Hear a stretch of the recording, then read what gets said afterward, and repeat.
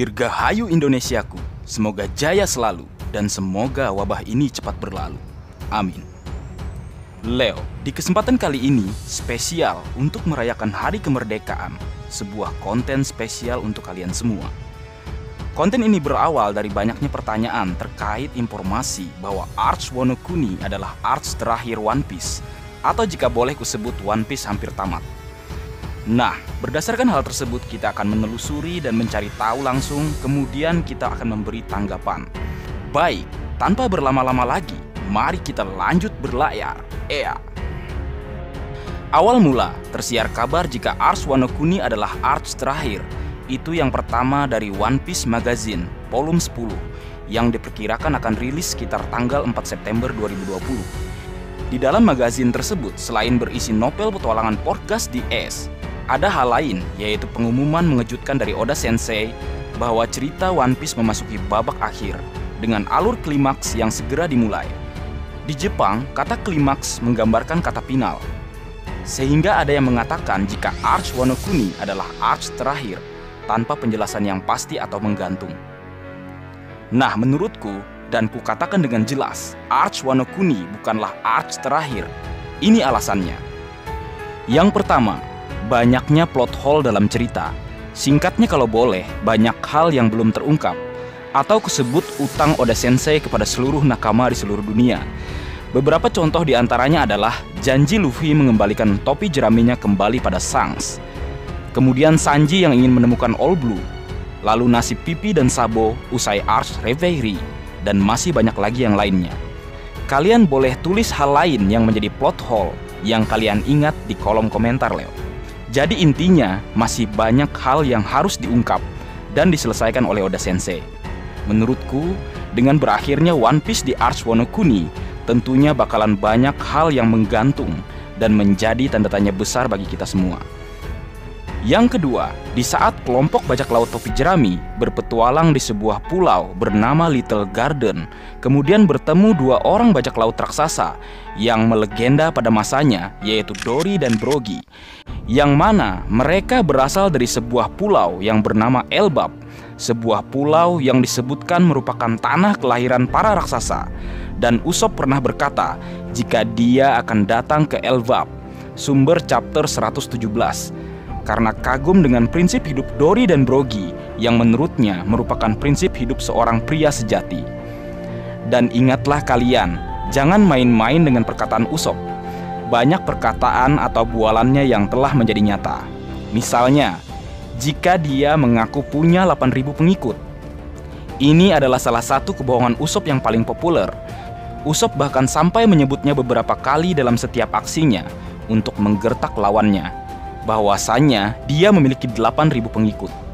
Namun, siapa yang mengira Usopp akan menjadi bajak laut yang benar-benar memiliki pengikut sebanyak itu? Saat Arch Dressrosa, ketika dia berhasil membebaskan para manusia yang diubah menjadi mainan oleh Sugar, semua orang mengeluh-ngeluhkan namanya dan mendewa-dewakan Usopp.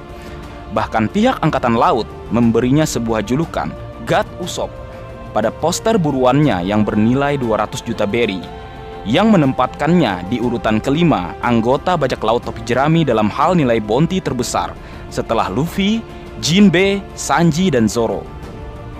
Lalu ada lagi salah satu kebohongan Usopp kepada para kurcaci suku Tontata bahwa dirinya memiliki haki. Usopp membual bahwa haki miliknya dapat membuat tanah bergoncang karena efek dari benturan kekuatannya. Kiranya yang Usopp maksud mungkin sama seperti benturan Hausaku Haki milik Luffy dan Katakuri atau Oden dan Shirohige. Namun secara mengejutkan, tak beberapa lama dan masih di arch yang sama, yaitu Arch Dressrosa, haki Usopp benar-benar bangkit. Namun bukan haki dari jenis Hausaku Haki yang dapat menggetarkan tanah. Ternyata haki Usopp adalah jenis Kenbun Soku Haki atau haki pengamatan yang membuatnya dapat melihat aura atau warna manusia. Haki tersebut muncul di saat sebelum Usopp melontarkan peluru untuk membidik Sugar dari jarak yang sangat jauh demi menyelamatkan Luffy dan Law. Jadi berikutnya, jangan-jangan Usopp benar-benar akan ke Pulau Elbap bersama kelompok bajak laut topi jerami tentunya.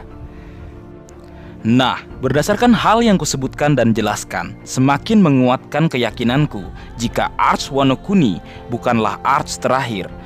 Arch Elbap, sebuah pulau yang merupakan tanah kelahiran para raksasa, tanah dari para pejuang, sepertinya hal yang perlu dibuat oleh Oda Sensei untuk petualangan Luffy selanjutnya. Yang ketiga, kalian tahu impian Luffy itu apa? Menjadi Raja Bajak Laut? Menemukan One Piece? Coba ingat momen ketika ia ditanya hal tersebut. Ada balon pembicaraan yang disamarkan oleh Oda Sensei. Jadi, selain dua hal yang kusebutkan tadi tentang apa sebenarnya impian Luffy, ada satu lagi loh impiannya yang membuat Ace serta Sabo tertawa mendengarnya. Apakah itu? Bingung kan? Oke, nanti kita bahas di lain kesempatan. Kita kembali ke impian Luffy yang ingin menjadi Raja Bajak Laut dan menemukan One Piece. Dua hal yang memang menjadi satu kesatuan, karena saat menemukan One Piece, orang tersebut akan diakui seluruh dunia sebagai Raja Bajak Laut selanjutnya. Leo, kita sama-sama tahu cara untuk mencapai ke pulau terakhir dan menemukan One Piece adalah dengan mengumpulkan 4 rod poneglyph. Saat ini, Luffy memiliki 2 di antaranya. Satu ia dapatkan dari suku Ming di Pulau Zu. Yang kedua, Brook berhasil menyalinnya secara ilegal dari markas Yonko Big Mom. Jos memang, Brook benar-benar menjadi MVP saat Arch Whole Cake Island. Selain solo melawan Big Mom, meski akhirnya kalah ya, namun Brook berhasil mendapatkan hal yang penting, yaitu salinan rod poneglyph dan menyembunyikannya di dalam loker rahasianya. Tara di dalam batok kepala tengkoraknya loh. Nah, kita tahu sesuai apa yang Nekomamushi katakan bahwa selain di Zoo, 2 rod poneglyph lainnya ada bersama Big Mom dan juga Kaido. Karena satunya sudah didapat dari Big Mom, nah berarti satu lagi berada di tangan Kaido. Kemungkinan besar rod poneglyph ketiga tersimpan dan tersembunyi di negeri Wano Kuni, atau lebih tepatnya di Pulau Onigashima. Jadi kembali lagi ke pertanyaan awal, apakah Arch Wano Kuni ini adalah Arch terakhir? Meski Luffy bersama seluruh aliansi berhasil memenangkan pertarungan atau perang di Arch Wano Kuni kali ini, kelompok bajak laut topi jerami hanya akan mendapatkan serta mengumpulkan 3 dari 4 rod poneglyph. Jadi masih ada 1 rod poneglyph lagi yang harus dicari atau didapatkan sebagai petunjuk jika memang ingin mencapai Lauk Tale dan menemukan One Piece. Lalu pertanyaannya, di mana rod poneglyph terakhir berada? Sebelum kita bahas, sedikit membicarakan hal yang mungkin akan disampaikan beberapa nakama. Kan di Wano ada catatan Oden, pasti ada petunjuk di situ. Nggak perlu ngumpulin rod poneglyph lagi kan? Gunakan aja petunjuk yang ada dalam catatan Oden. Sepertinya tidak semudah itu, Perguso. Ini menurutku ya Leo, bisa benar, bisa juga salah. Kalau istilah kerennya, maybe yes, maybe no. Pertama, sepertinya catatan Oden tidak memuat petunjuk jalan menuju Lauk Tale. Karena kita tahu, catatan yang Oden buat merupakan catatan perjalanannya sejak pertama meninggalkan ibu kota bunga usai insiden Dewa Gunung. Kalaupun ia ingin menuliskan tentang Lauk Tale, kemungkinan yang ia tulis adalah perasaannya atau hanya suasana yang saat itu terjadi. Yang kedua, kalaupun memang ada petunjuk jalan menuju Lauk Tale dan atau menemukan One Piece di dalam catatan Oden, jangan sebut namanya Baka Sencho Monkey di Luffy jika nggak dirobek tuh buku. Kalau doi dikasih petunjuk langsung.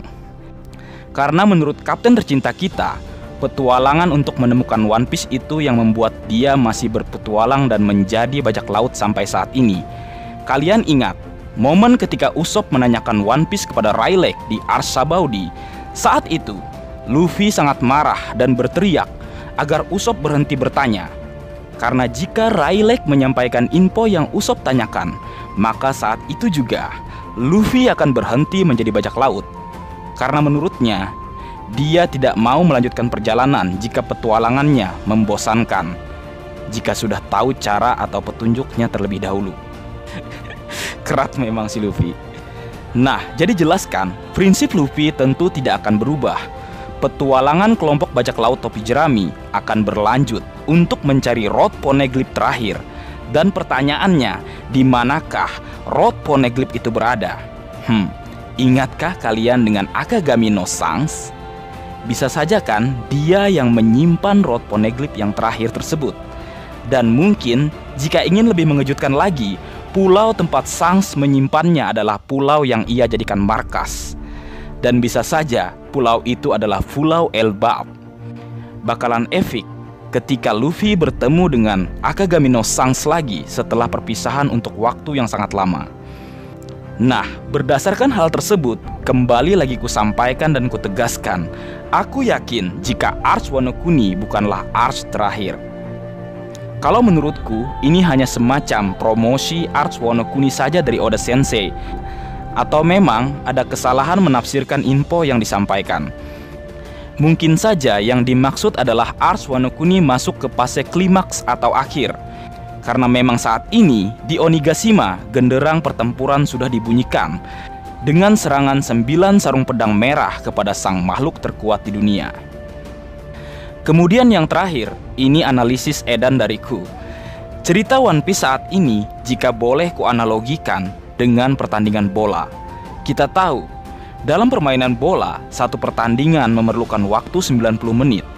Dan ketika sudah memasuki babak akhir dan kedudukan masih imbang, maka pertandingan akan dilanjutkan ke perpanjangan waktu 2 kali 15 menit.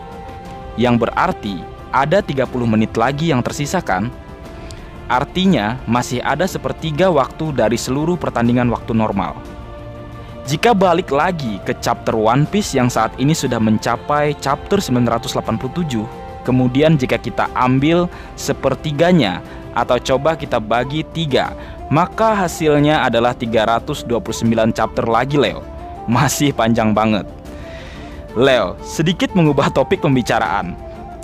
Negara kita bisa merdeka setelah melewati penantian yang panjang. Semua para pendahulu kita, para pejuang dan juga para pahlawan telah melakukan yang terbaik dan bersabar untuk waktu yang panjang untuk sebuah kata, kemerdekaan. Yap, seluruh negeri bersukacita kala itu. Nah, mungkin saat nanti One Piece tamat, kita semua akan bersukacita juga, seperti saat momen kemerdekaan. Namun setelah itu, kita hanya akan bisa mengenang semua hal hanya dalam ingatan kita saja. Jadi meskipun masih lama lagi, nikmati saja manganya, karena semua akan indah pada waktunya. Dan penutup untuk kalian semua, meski dihujani tembakan meriam, Luffy tetap berdiri tegar, menjaga bendera Dr. Hiluluk tetap berkibar. Sama seperti itu pula, sampaikanlah ke seluruh dunia, para nakama dimanapun berada akan menjaga sang saka merah putih tetap berkibar. Merah darahku, putih tulangku, kami semua akan selalu mencintai negeri ini. Jayalah negeriku, Indonesia.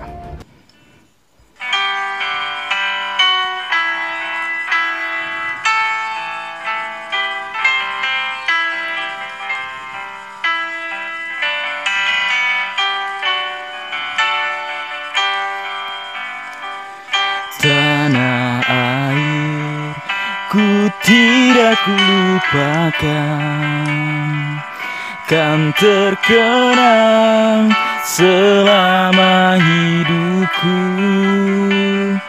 Biarpun saya pergi jauh, tidak akan hilang dari kalbu. Tanahku yang ku cintai,